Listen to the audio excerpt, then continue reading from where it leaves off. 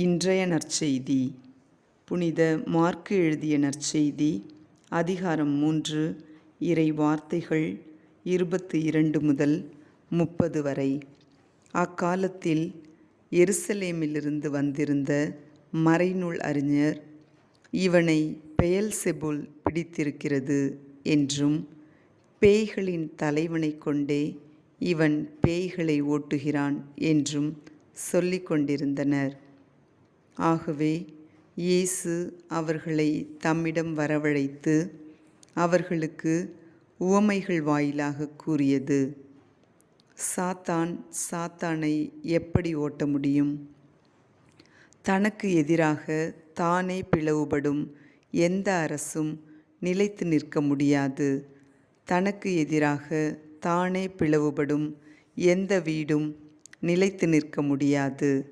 சாத்தான் தன்னையே எதிர்த்து நின்று பிளவுபட்டு போனால் அவன் நிலைத்து நிற்க முடியாது.